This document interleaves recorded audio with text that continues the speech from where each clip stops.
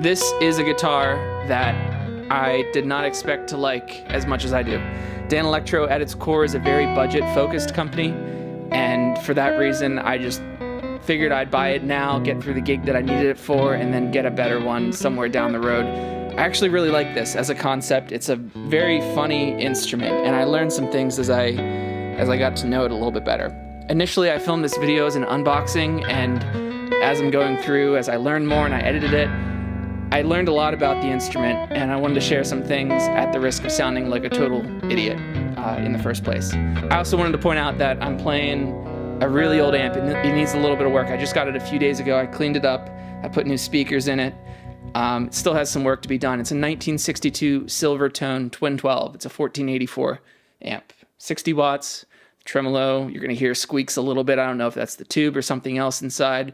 The spring reverb is kind of crazy and really loose sounding, and it's got some 60 cycle hum. But the reason I wanted to use it for this video, in addition to just being the new thing that I got lately, is that it was actually built by Danelectro. I think they were made from like 1962 to 65 or 67, but they were sold through Sears, through the Sears catalog, underneath the Silvertone title, but made by Danelectro, so I thought it'd be perfect for this. You'll hear the amp throughout the video, but let's get to the main thing, and you'll learn a couple things that you should know about Danelectro before you buy one.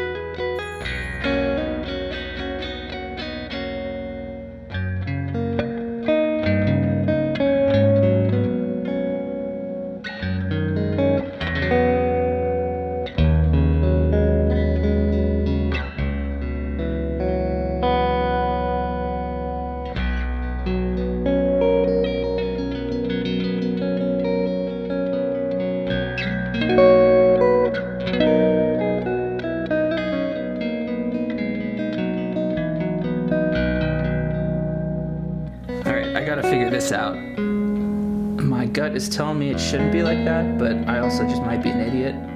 Is the bridge supposed to be flat on the face of this guitar, or does it sit up on the 3 screws like that? I've never seen that type of bridge. Maybe it's supposed to be like that? That seems like a weird issue. Like the screws would have had to have come out of the body of the guitar. So I'll have to do some research.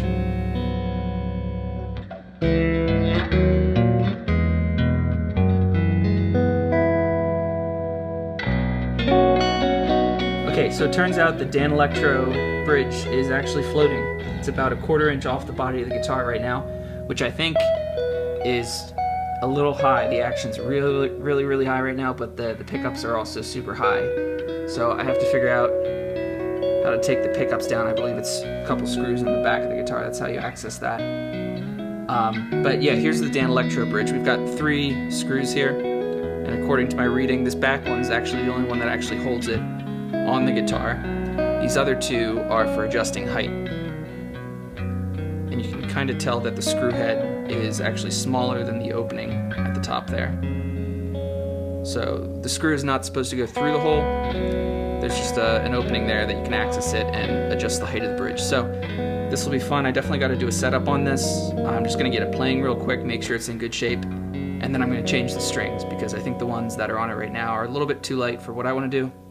So I'll put a set of 14s on and probably have to give it another setup. I ended up lowering the bridge a lot to get the strings at a reasonable height here. For some reason this guitar was shipped basically at standard tuning. Or within a whole step of it, and not baritone standard tuning, like regular standard tuning. And these are obviously like slightly heavier strings on here. They're still way too loose for me. So I'm going to replace them with a set of 14s I have. I think that might give me a good tension for baritone tuning here down a 4th. And yeah, I did end up lowering the bridge a lot. I'm just glad that the guitar seems okay. If you ever ship a guitar, make sure you tune down the strings. You got to think there's like pounds of pressure on the neck if you leave it at standard tuning. And if that guitar in the box ever takes a hit like that, that's all this extra force pushing in that direction could snap the neck, or most likely probably just right here at the headstock. So I've seen that before in shipped guitars. That happened to me one time from a reverb seller. So if you ever have to ship a guitar, make sure the strings are just completely floppy. Once I got the strings, like the bridge lowered here, kind of figured out how this worked. Basically this back screw is what's going to set the angle of the bridge, which sets the angle from the string in the back here as it crosses over top of the saddle.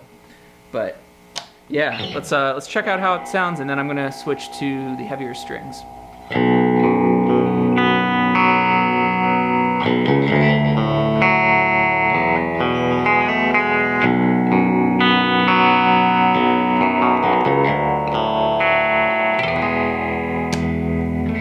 So I've got two sets here I'm considering using. This is my normal set of D'Addario 11s. So from String Drawer, I've got a set of 14 to 64 baritone strings. These are about as heavy as I can find.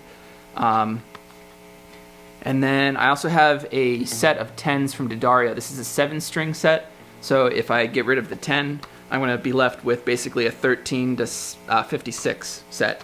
So 14 to 64 from the String Joy or D'Addario. I wanted to try and use, they do have baritone strings, but not in the coded XS set. So I'm going to try the String Joys first, because I think that's what's going to work. And if it goes terribly, I'll just put these on instead. But I'm probably going to use these for a little bit. And whenever I have to change the strings, I'm going to try the, what is basically a 13 to 56 set. Like I said, D'Addario doesn't make baritone strings yet with the XS coding, so I just bought a 7-string set, and I'm throwing out the high E. The other thing I'm noticing is, wow, the fretboard is wide, especially in the higher register. I like the feel of the neck. I don't hate this finished neck. Sometimes I do. It's not super sticky like some can be. The frets, I think, are done nicely. It's got a metal nut, which is interesting. So I'm pretty happy with the sound, just like plugging into the amp. But yeah, so let's try the new strings, and I'll check back in.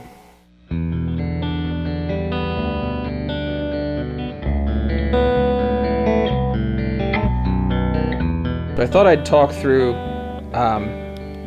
just kind of how this guitar works, I guess. There's a lot of unique things about this that I wasn't aware was the case with Danelectros, but this is just how they've always been done. You know, it's an old company, they've been around forever, and they've basically stuck to the formula. So yeah, these 3-piece bridges are interesting. They should be raised off the guitar like that. Ended up lowering it a lot from where it was when I got it. So the front 2 screws above the B string and the high B string, those are used to actually set the height of the bridge. This back one, once you figure this out, this back one you're going to want to lower so it's at least a little bit lower than the 2 front screws. And the reason is that you want to make sure that the strings have enough break angle over top of the saddle, right? If this is a straight line, you're going to hear some buzzing in the saddle. So you want to take that back screw down just a little bit. I imagine this changes the sound a lot. Break angle is huge. So you could flatten this to the body of the guitar if you wanted to get a stronger break angle. But I've also heard that can like warp the bridge over time. So there's a trade-off there. Pickups are, you would call this like a lipstick pickup. This is basically what they come as, you know. These pickups, they're cheap to make, and it just nails the sound. So just a standard like neck and bridge single coil with a 3-way switch, volume tone. There's not anything crazy happening there. This model is a semi-hollow, so I opened up the back electronics plate. Let's take a look at that. So if you don't know, Danelectro guitars are this weird material called mossrite. It's for the top and the back and the sides as well. And then the inside, this one's a semi-hollow, so there's a lot of gaps in here. But typically the semi-hollow would be just like cheap cheap wood, pine or something. You can find all the correct information online, but the gist of it is that it's a synthetic top, back, and sides with some wood in the middle. And nothing crazy there. I thought it was interesting the way they have this attaching. So you'll fit this bar in. This might be a headache to put back. And it just kind of sits like that inside. And then the screw will pull it tight against this cover. And that's the electronic access. The pickup height control is these screws in the back. If you notice, there wasn't anything on the front to control pickup height. So here, for your neck pickup, and these 2 screws for the bridge pickup. 5 screws for the neck, kind of interesting. It's a nice bit of access up here. And nothing weird really about the neck, just pretty normal. The neck is wood.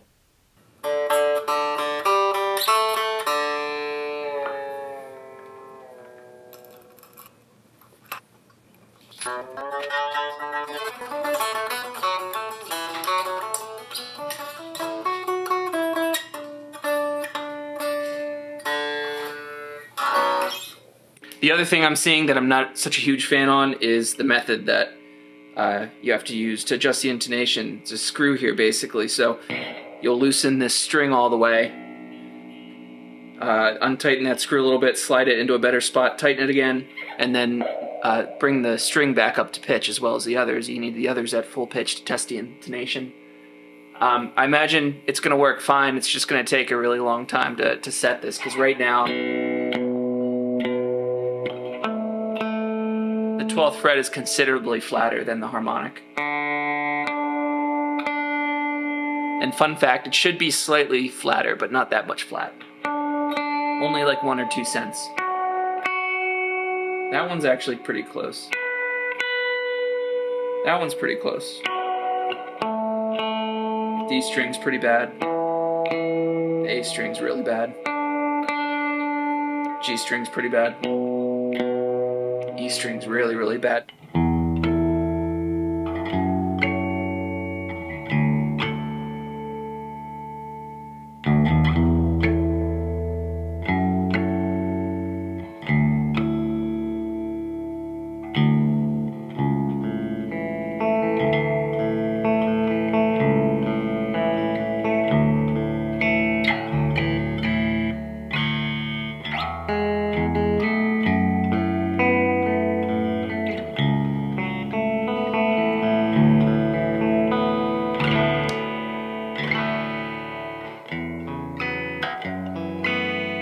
This is literally the first time I played a baritone guitar, except for last Friday.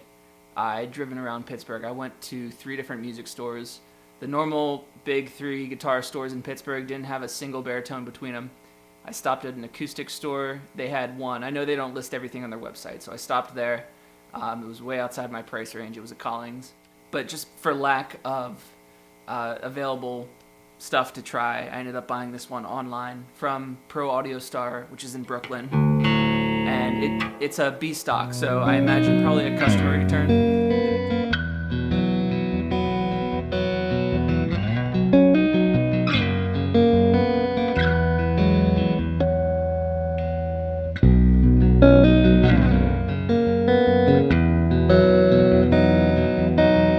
So that is the Danelectro Baritone. I forget the model number. It'll be in the title of the video, I'm sure. Like I said, I didn't really do too much research before I got this thing, but learned some stuff along the way. The bridge design, definitely very interesting. The composite material, the center block, and the semi-hollow that basically looks like a really cheap 2x4 that you would find at Lowe's. It all comes together, and it has a vibe, you know. It's cool. I actually really love it. I don't know if I'm going to buy a new baritone for a while. This seems to be perfect. It plays in tune. It worked well for the gig. So let me know your thoughts. And if you have any questions, you can leave them down in the comments. Thanks for watching. Take care, and I'll see you in the next one.